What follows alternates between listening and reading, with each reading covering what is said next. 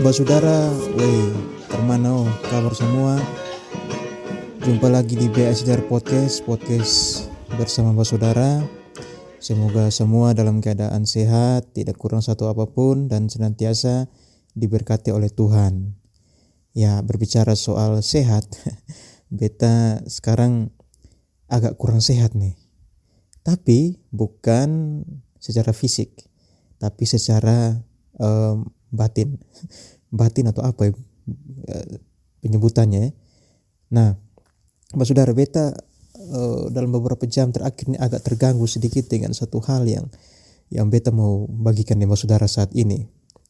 Ya, namun sebelum itu beta cerita dulu kenapa sampai ini terjadi ya. Nah, Saudara, mungkin bagi Saudara yang sering nonton bola, ya tadi pagi kita disuguhkan dengan pertandingan final Liga Eropa, Europa League, kasta kedua di Eropa. Biasa ini disebut dengan Liga Malam Jumat. Ya, kasta kedua toh. Itu finalnya antara si Villarreal melawan Manchester United. Dan Saudara, beta ini fansnya Manchester United. Dan beta cerita sedikit matchnya, pertandingannya. Jadi pertandingannya itu mulai jam 3 pagi ya, dan baru selesai hampir jam 6 pagi. Kenapa begitu lama ya? Karena begini Saudara, jadi di babak normal itu seri 1-1.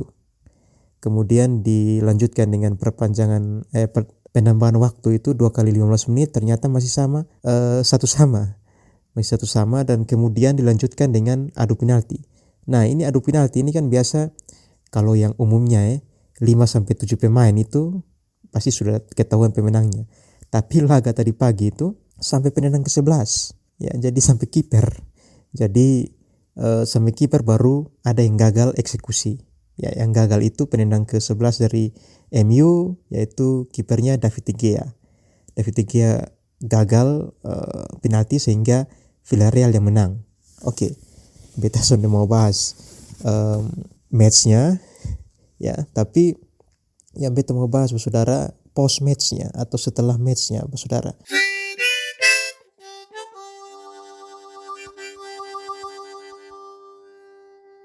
Jadi setelah match itu Saudara, media sosial kan habis match itu jam 6 pagi, sekitar jam 6 pagi beta belum tidur.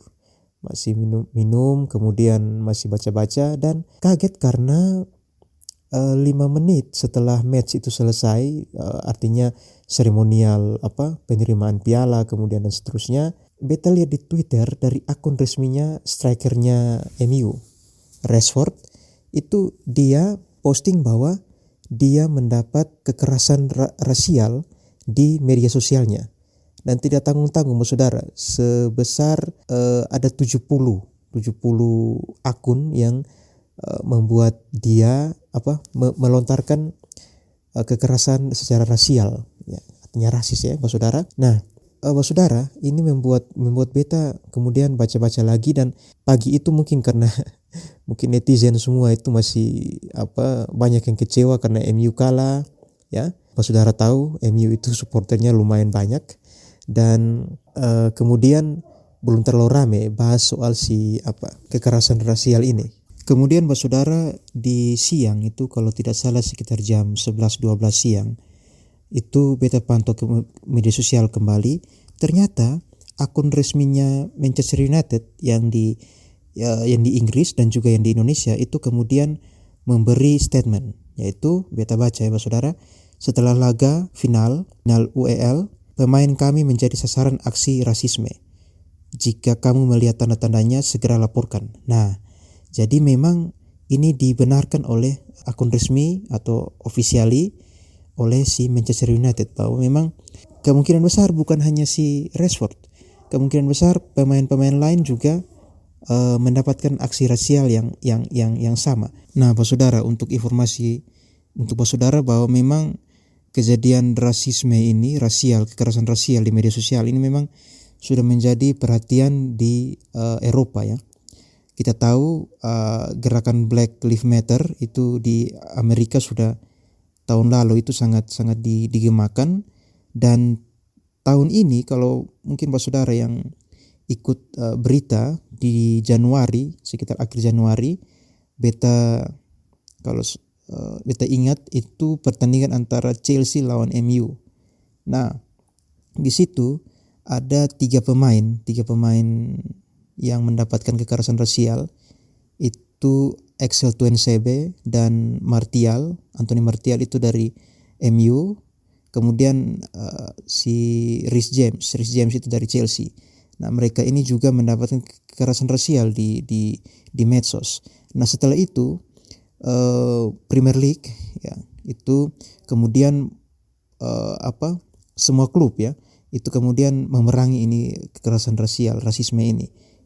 Teristimewa di media sosial. Mungkin kalau kejadian-kejadian sebelumnya mungkin di lapangan ya, Mbak Saudara, kita tahu banyak kasus rasisme di lapangan, tapi karena pandemi ini jadi tidak ada penonton di lapangan. Jadi penontonnya itu memberikan kekerasan rasial itu di media sosial ya, Mbak Saudara. Nah, ini yang menjadi yang akan kita bagikan ke Mbak Saudara. Sebenarnya apa sih penyebab orang bisa sampai begitu kejam memberikan kekerasan rasial ini?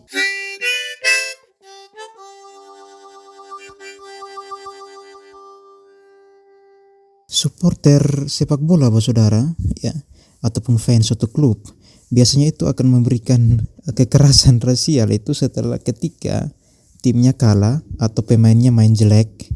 Kayak contohnya tadi pagi itu Rashford itu mainnya memang jelek dan dia menjadi sasaran dari kekerasan rasial, dan mungkin juga beberapa pemain yang lain. Nah, itu Saudara, yang pertama penyebabnya tim kalah, pemain main jelek ya. Dan Saudara, kalau kita berbicara soal kekerasan rasial itu kan biasanya itu komen-komen di media sosial itu akan menyinggung ya agama, warna kulit, ras, dan seterusnya. Nah, itu kan menurut beta itu kan tidak pantas sebenarnya ya. Nah, kita ini kan fans, dan beta sudah pernah nonton bola yang live di stadion, bahkan tidak pernah ke luar negeri pun, Saudara. Nah, beta hanya dukung itu lewat nonton streaming atau nonton di TV. Tapi ya ketika tim kalah ya memang kecewa sih, tapi ya sudah, it happens tuh, bisa saja terjadi. Nah, tapi sekarang ini kan jarimu harimaumu, bukan mulut lagi, jarimu harimaumu. Jadi nah ini yang sebenarnya berbahaya, Mbak Saudara. Ya, itu jangan heran, Mbak Saudara, yang tadi beta cerita sebelumnya, Januari itu kan ada akun-akun dari Indonesia yang melancarkan kekerasan rasial itu, Mbak Saudara. Itu penyebab yang pertama. Yang kedua, menurut beta orang yang berani untuk memberikan kekerasan rasial, atau baik itu di media sosial ataupun dalam kehidupan bermasyarakat setiap hari, Mbak Saudara, itu orang yang kurang bergaul, orang yang hanya hidup di mangkali di kampung sa, di punggang sa, di desa sa. Dia tidak pernah keluar dan mengenal orang lain. Beta bukan tapi beta sudah kenal banyak orang dari berbagai suku, dan mereka terima beta dengan tangan terbuka dan tidak pernah menghina dan seterusnya. Bahkan kalau kita berbicara agama, ya berbagai macam agama beta pun teman ada. Tapi kita bisa berteman dengan begitu baik. Nah, orang yang berani menghina ras lain, agama lain, menurut beta itu orang kurang bergaul. Jadi tolong, kalau yang biasa begitu tolong bergaul. Jangan tak kurung saya begitu Mbak Saudara.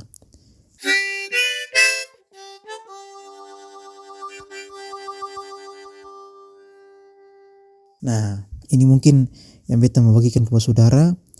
Ketong hidup ini kan artinya manusia itu makhluk sosial. Tidak mungkin lu selama di bawah kolong matahari ini lu tidak butuh orang lain. Ya, menurut beta lu jangan menghina orang lah karena perbedaan suku, ras, agama dan seterusnya. Itu kurang baik. Apalagi buat saudara sekarang itu kontrol baik-baik itu kita penjara itu karena beta lihat banyak informasi yang beredar bahwa sekarang itu juga polisi cyber di Indonesia itu kan sudah mulai beroperasi secara cyber ya. Jadi kita tolong jangan sampai nanti kita dapat peringatan di media sosial kita ya, karena melancarkan penghinaan berbau ras dan seterusnya, saudara. Dan menurut beta rasisme itu tidak asik lah. Lu kurang asik kalau lu rasis, membedakan warna kulit, membedakan agama. Menurut beta itu hal yang tidak terpuji, saudara ya. Sekian dulu untuk BSR Podcast hari ini. Saling menghormati itu penting. Salam damai semua. Sampai jumpa lagi di podcast selanjutnya.